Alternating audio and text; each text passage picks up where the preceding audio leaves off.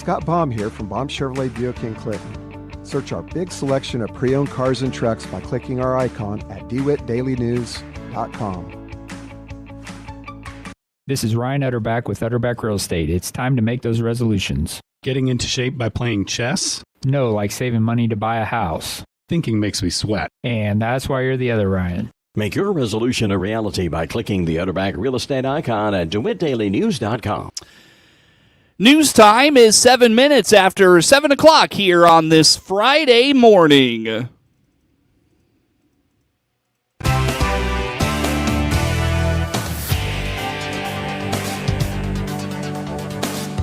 Top of the morning from the newsroom of Regional Radio and DeWittDailyNews.com. I'm Seth Lawrence with this expanded 7 o'clock newscast brought to you by Baum Chevrolet Buick in Clinton, your Silverado headquarters. Here's what we have coming up for you in news on this Friday. In Central Illinois, law enforcement agencies are stepping up with innovative and heartfelt efforts to tackle the rising challenge of addiction. Clinton Police Chief Ben Lowers talks about how they're doing that together. The DeWitt County was mostly spared from significant storm damage from those Wednesday storms. A brief recap of those storms from Wednesday come up in news this morning. Also in news today, the Piatt County Mental Health Board continues its formation, and the University of Illinois Extension is highlighting nutrition. Those stories come up in news on this Friday. We stream to Facebook and YouTube, brought to you by Peterson Insurance, your Pekin Insurance agent in Clinton. In Central Illinois, law enforcement agencies are stepping up with heartfelt and innovative ways to combat a growing challenge of addiction, and they're doing it together. The DART program, or Deflection Avenues Reconnection Team, unites agencies across the region. Clinton Police Chief Ben Lowers explains the ultimate goal is to avoid the criminal justice system for individuals and help them get treatment. So, just so the public knows. As we talk about this, vast shift of community policing and I guess deflection away from the criminal justice system, as we relate that to the Safe Passage program that's been around for, going on probably 10 years now. A new one, I met with two gentlemen last week, deflection specialists with DART. DART is a subsidiary of TASK, and TASK is a statewide initiative of the treatment alternatives for safe communities. It's present in all 102 counties, and then your regional areas, we are covered by DART, and DART is the Deflection Avenues Reconnection Team. Our regional DART program covers Douglas, Coles, Vermilion, Piatt, DeWitt, and McLean counties. DART is just yet another resource to deflect away from the criminal justice system when dealing with certain situations that maybe have a addiction, a substance abuse, or a reoccurring mental health faction behind that. In communities like Clinton, barriers such as limited transportation can make recovery feel out of reach, but DART is changing that. It's a shift that's less about enforcement and more about connection, and it's already sparking optimism. Law enforcement and first responders can do a referral to the DART team. They will then those individuals will then be contacted by a deflection specialist. Those deflection specialists will offer them and assist them with resources and guidance towards those resources to again deflect away from the criminal justice system and towards treatment, whether it be mental health, whether it be addiction and things like that. They offer so much in terms of, especially in a community our size. One of the issues that we have is simply transportation to and from treatment. Mm-hmm. A lot of these folks don't have a means of transportation. They just offer a lot of resources, a lot of guidance, a lot of mentorship, things of that nature towards these folks that are struggling from those conditions. Gotcha. It was really, really a great meeting. Chief Lowers highlights how the program leans on partnerships with individuals who have walked the path of addiction themselves.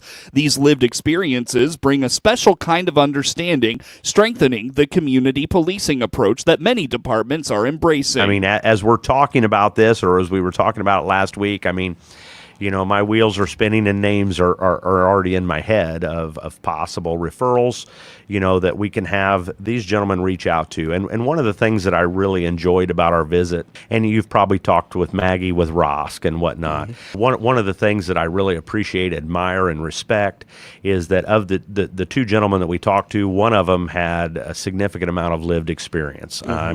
He's got a relatively significant criminal background caused by addiction. Talked about the breakdown of the family unit in his own home that led down that path, but has since been clean for several years.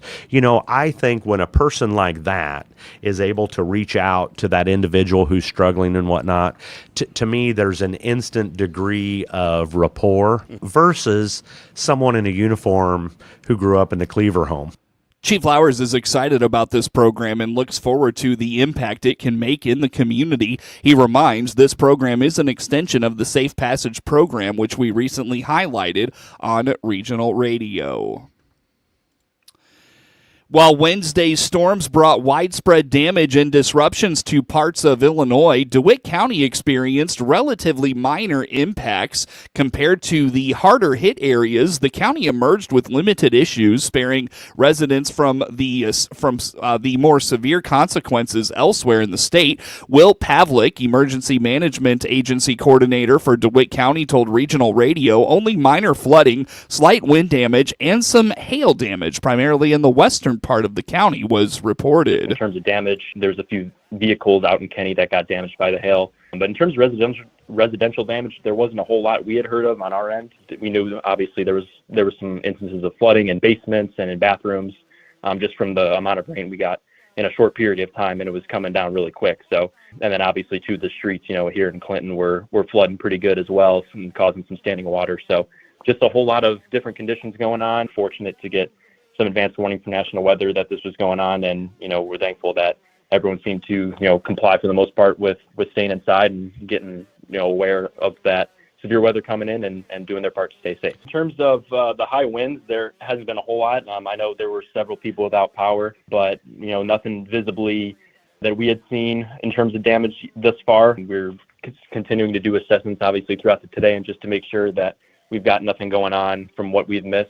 But a lot of the stuff that kind of we've seen has just been a lot of water, standing water, and a lot of that has dried up already, thankfully. So very fortunate that we didn't get a whole lot of what other areas had gotten. I know down south, kind of by I-70, got some pretty bad storms as well. So again, we're still doing assessments just to make sure everything on our end is shored up for a documentation piece.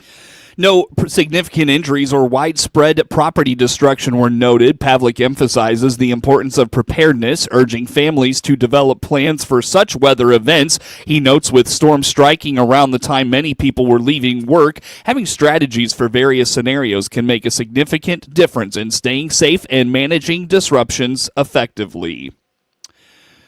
Last fall, Piatt County voters approved a levy to create a 708 mental health board, and efforts to establish it have been underway since. The board is now formed and moving forward with its work. Tony Kirkman, executive director of the Piatt County Mental Health Center, says the board is currently determining the levy amount and evaluating community services and needs. Yeah. So the Illinois Community Mental Health Act, as soon as a referendum is passed, you've got to start moving pretty quickly. So where we're at right now is the county board has voted on a levy that was not to exceed 0.15%. And so for our initial year, the county has assessed a 0.10 levy, not trying to claim the whole amount, which I think is very fiscally responsible. We have presented and we have had our board members approved. We have an 8-member board, and now the board members are going through roles and responsibilities, procedural obligations. They are also now starting to look at community needs and some of the community resources that exist, so that we make sure that we're not duplicating services, but we are collaborating with them and hopefully plugging in some holes that have yet to be identified. Kirkman expects the first tax to be collected to occur this summer, with funds distributed shortly thereafter to support mental health initiatives. The first property tax, I believe, is being collected in June. Hopefully would be available for distribution in July or August of this year. And then another distribution would be available towards the very end of the calendar years. The assessed or the estimated value from this is $626,000, which sounds like a lot of money, which it is. For example, agencies like myself that have to be accredited by a national institution just to be able to take government contracts, that's a $10,000 cost, let alone a $1,000 cost for electronic health records. We've got a lot of operating expenses that sadly your government contracts do not take in effect. And we also have to accept individuals regardless of their ability to pay. So we've got all these unfunded mandates and all of this responsibility. So we kind of get it on both ends. That's why 708 funding, it is absolutely essential to keep agencies like the Mental Health Center afloat. The board includes members with personal experience in addiction or mental health, individuals Kirkman describes as deeply committed to the community. The residents of Piatt County should know that those individuals that consist of the Mental Health Board are people with lived experience of either working for institutions similar to this, being in the mental health field, or have prior board experience serving on social service organizations. So these are people that are invested into your community, that talk to you at the local county market, see your need, and want to make sure that they are protecting the local dollars. So I'm just very thankful to them and to the residents of Piatt County for allowing this to happen. Kirkman invested a lot of time and energy to rally voters in Piatt County to get behind the Mental Health Board. He feels fortunate and thankful to have their support. Still to come in news this morning, actually after 7:30, we'll take a look at local sports and a bevy of high school baseball action in central Illinois. Monticello, Normal West, Normal Community, all winners on the baseball diamond. Monticello softball ran its win streak to 9 to start the 2025 spring softball season. Those stories come up next in sports. March has passed, but the focus of National Nutrition Month continues to resonate as interest in healthy eating grows across the country. University of Illinois Extension nutrition educator Caitlin Mellendorf is sharing how nutritionists can help tailor your diet to meet your specific needs. We understand that tiredness and fatigue, it comes from multiple places. So it can be lack of sleep. If you've got a sleep routine that's kind of chaotic, that can of course lead to, feeling tired. It can also be maybe the foods that you're eating. It could be, other things in your environment. But for today, because we are just finishing up March is National Nutrition Month. And so it's a great time to talk about what a nutritionist can do for you. So here in the US, we have a lot of titles that run around. So you've got maybe a nutritionist and a dietitian. And so I thought I would kind of kick off, what does all of that mean? And then move into how you can work with someone one-on-one if that's something that you're interested in. So for myself, I'm a registered dietitian. Some people do add that title at the end, nutritionist. So I could be a registered dietitian nutritionist. So I think most people understand the word nutritionist. They may not understand the word dietitian. So we do have a lot of technical training and background. So we go through college courses at least 4 years, and then we can do additional training for an internship to do that. For someone calling themselves just a nutritionist, they may have some background in that, some knowledge in it. They may have done maybe an online course or two. The training can vary a lot more, so the amount of knowledge that person has can vary a little bit. So I'm always going to be a little biased and say find that dietitian nutritionist to really get dialed in on what your needs are, because they're going to have a lot of background, and if they're not trained in a certain area, they are going to know someone who's going to do that. Mellendorf explains dietitians and nutritionists assist with a range of health concerns, offering guidance on how to address them through nutrition. You can do one-on-one appointments. So a lot of times, typically through your medical care team. So you have your primary care provider, maybe at a local hospital or clinic. And if they have a dietitian on staff, that your medical provider can give you a referral.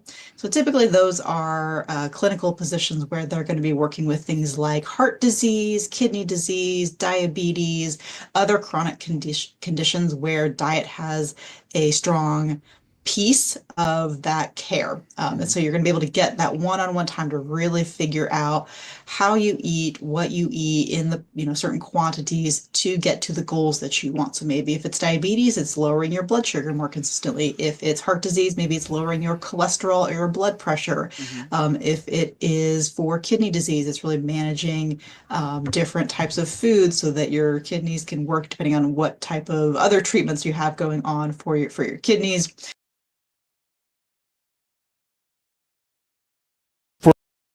For those worried about cost, Mellendorf suggests checking with your insurance provider or healthcare office to see if a nutritionist services are available. And often those are covered by insurance, which is amazing, including Medicare and Medicaid. And if for some reason you had a specialist that you needed to, sometimes you may have to pay out of pocket for that. And so you can kind of look at your budget and see how that might work. Maybe just 1 or 2 appointments is enough to kind of get you moving in the right direction if you aren't able to continue to pay out of pocket for that. And the nice thing too is a lot of places are going to virtual options. So you can do a telehealth appointment if you can't make it to an in-person visit. So lots of options for doing that. It's a lot like seeing other medical care providers. You just kind of have to kick it off and say, I want to do this, and go do your digging to figure out who is a provider in your area, or even if it's just someone in the state that might accept your insurance, you could do that out of pocket, or not out of pocket. You could do that kind of distance relationship to have that to work with them. So definitely worth doing if you've got certain health needs or health goals that you want to tackle. Research backs up a nutritionist or dietitian's value. A 2020 study from the Journal of Academy of Nutrition and Dietetics found that people with diabetes who consulted a nutritionist reduced their A1C levels, a measure of blood sugar, by 0.5 to 2% more than those who did not. Nutritionists also help prevent conditions like heart disease and obesity through practical dietary changes. News time is 23 minutes after 7 o'clock here on this Friday morning. Plenty more to get to coming up on the WHOW Morning Show. Baum Chevrolet Buick offers full transportation options while giving you peace of mind. This is Scott Baum from Baum Chevrolet Buick here in Clinton. This is what we do every day. We listen to you, give you options for routine maintenance, major mechanical problems, or collision repairs with a staff that's knowledgeable to find the best option for you. Baum Chevrolet Buick, your full-service dealer. See us at BaumChevyBuick.com right from the start. News time is 24 minutes after 7 o'clock here on this Friday. Again, I'm Seth Lawrence with you folks today for this expanded local newscast. We stream to Facebook and YouTube, brought to you by Peterson Insurance, your Pekin Insurance agents in Clinton. The U.S. Chamber of Commerce has picked a McLean County Chamber of Commerce leader to serve on the U.S. Chamber of Commerce Committee of 100. Charlie Moore is the CEO and president of the McLean County chapter and joins 15 other executives selected to participate. Those executives also direct the board on recommended programming and how to enhance businesses, large and small, across the state. I'm honored to have received an invitation to join Committee of 100 with the U.S. Chamber of Commerce. So there are 100 chamber execs from across the nation who really play around the table talking about process, policy. Did some conversation this last week out in Washington, D.C. on some federal policy. A lot of questions. Talking about tariffs, talking about trade, talking about what doors that opens or closes, talking about the cost of business, the cost of doing business, the cost of product, and the cost that pushes onto the consumer, which then ties into inflation. And so there's just a lot of discussion that's taken place. And I think the word that was used about every other sentence was uncertainty. And that word continues to evolve as people from both sides of the aisle really talk about what's next and what that looks like. And so, unfortunately, didn't come back with any great answers, right? But a lot of conversation and a lot of context. And I would say, McLean County, we've got 1,000 businesses, but I'm probably one of the smallest fish in the pool there.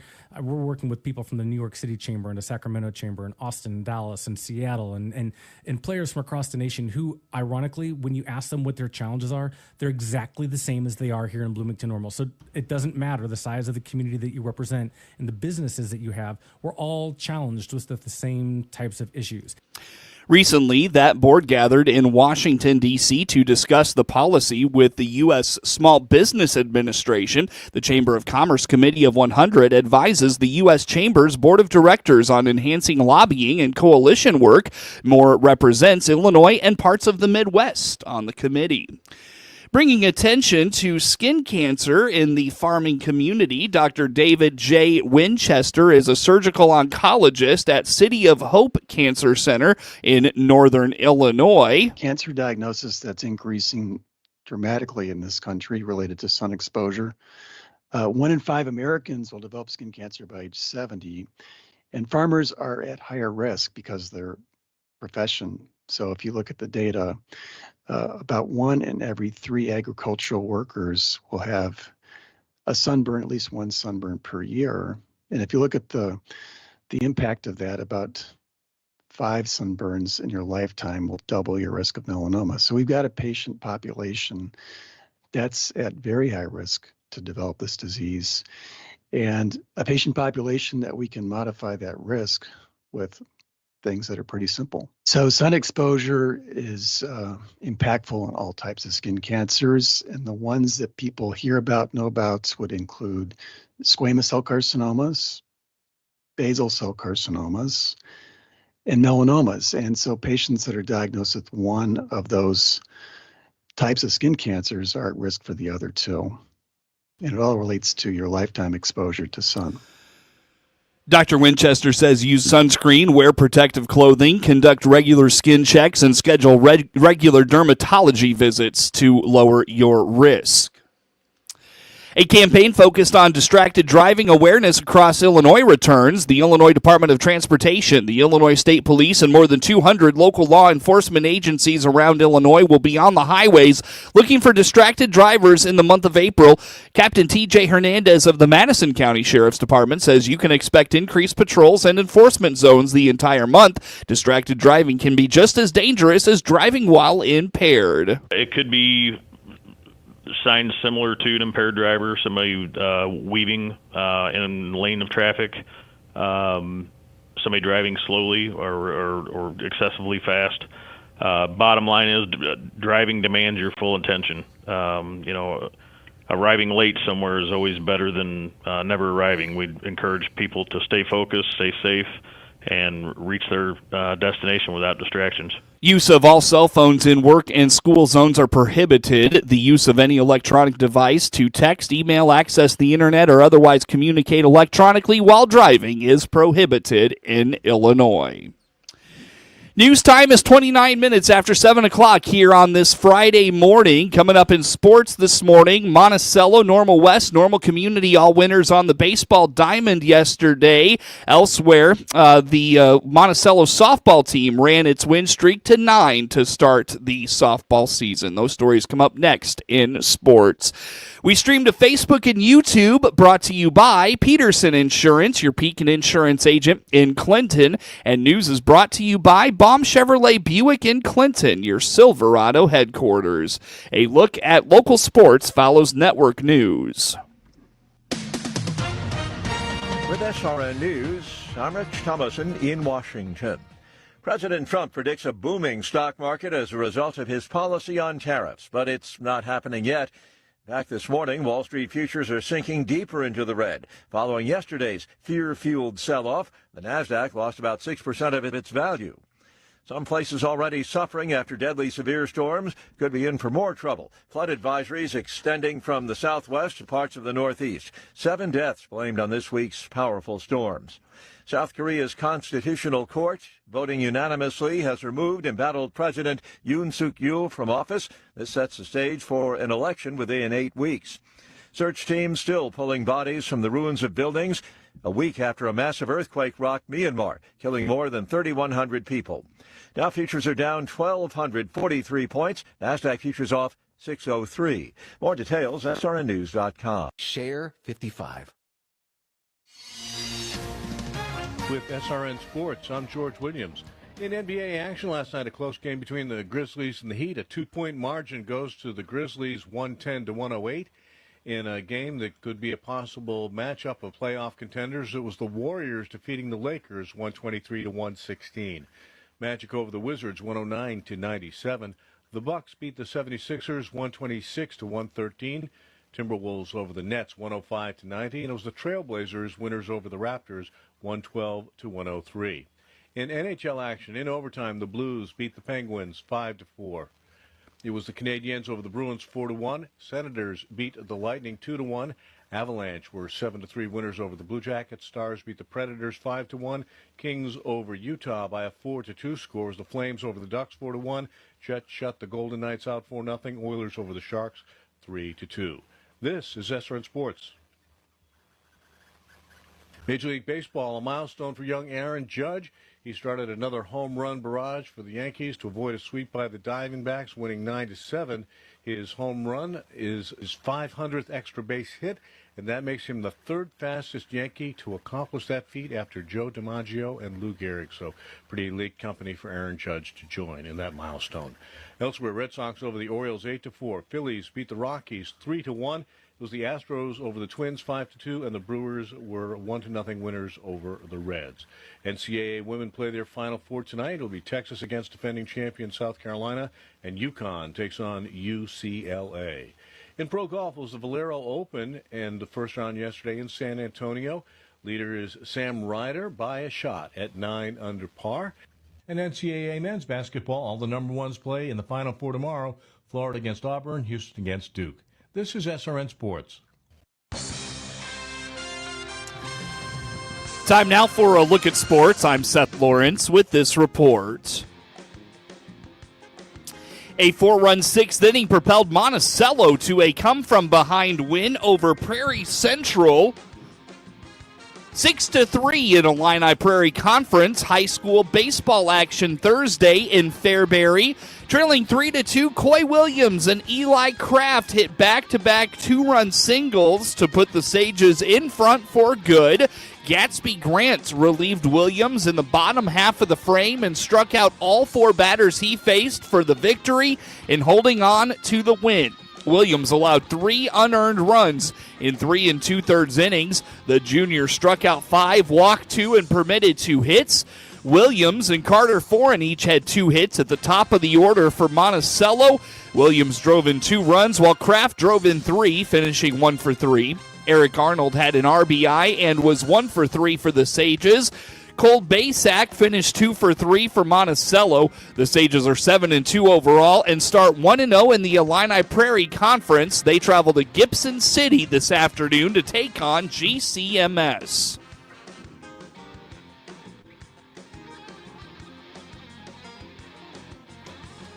Normal West rallied twice and avenged a Tuesday loss to Champaign Centennial with a 9-7 win on Thursday in Big 12 high school baseball action in Normal.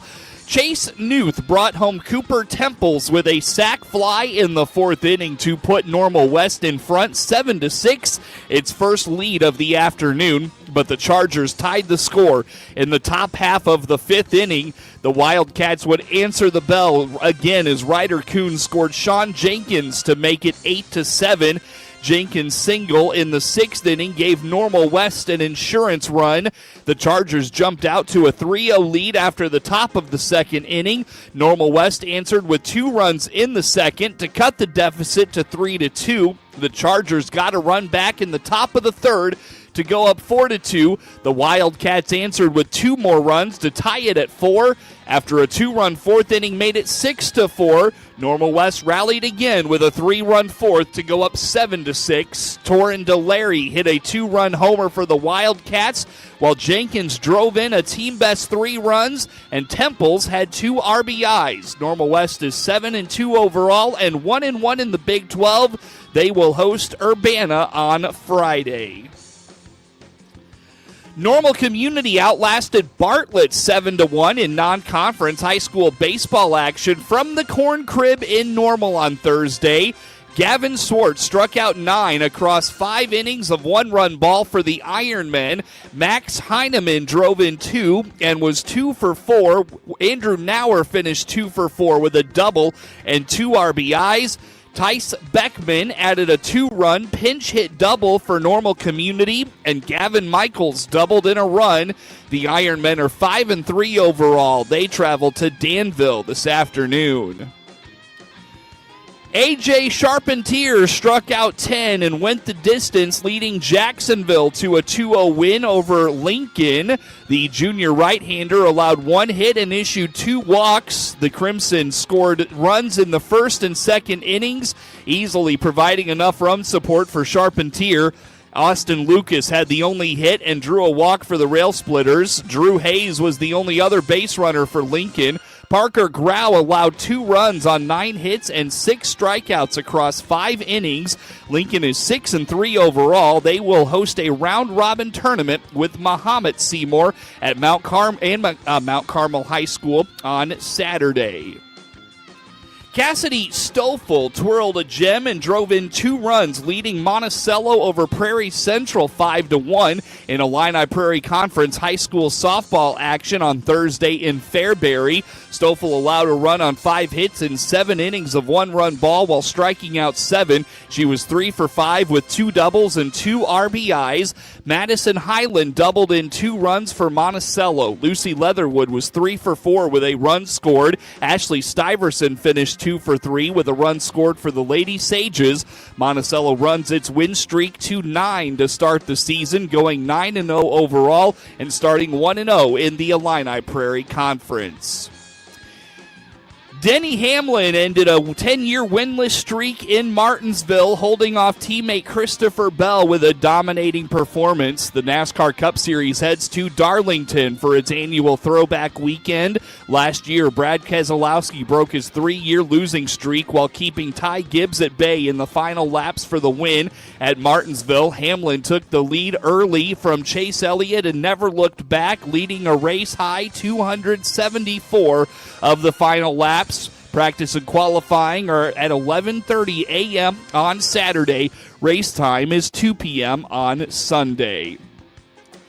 Austin Hill navigated through the late race chaos in a shocking overtime finish that secured him a win in Martinsville in the Xfinity Series last week.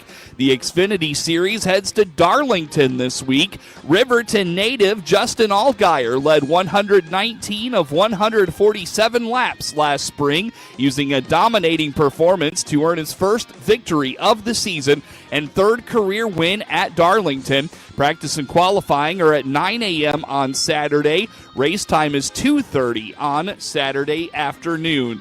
The Craftsman Truck Series returns next weekend at Bristol. Get sports anytime from your computer or mobile device at DeWittDailyNews.com.